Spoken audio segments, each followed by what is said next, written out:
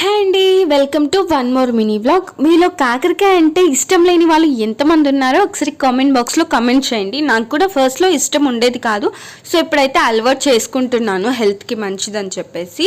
So కాకరకాయ fry ఎలా చేయాలో నేను ఇప్పుడు మీకు చూపిస్తాను. కడాయిలో కొంచెం ఆయిల్ వేసేసుకొని అందులో 2 కట్ చేసుకున్న ఆనియన్స్ అయితే వేసేసుకున్నాను.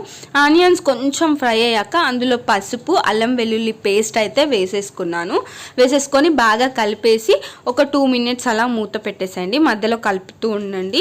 ఆ తర్వాతకి కట్ చేసుకున్న కాకరకాయ ముక్కలు అనేవి అందులో వేసేసుకొని కలుపుకొని మూత పెట్టేసుకోండి. కాకరకాయలు అనేవి కొంచెం బాగా మగ్గాలన్నమాట. సో మగ్గేంత వరకు మధ్యలో కలుపుకుంటూ మూత పెట్టేసుకోండి. సో ఇలా కలర్ రావాలి కాకరకాయలు. సో ఇలా కలర్ వచ్చేసాక అందులో కొంచెం మన టేస్ట్కి సరిపోయేంత చిల్లీ పౌడర్, సాల్ట్ వేసి కలిపేసుకొని ఒక 5 మినిట్స్ పెట్టి దించేసుకుంటే రెడీ.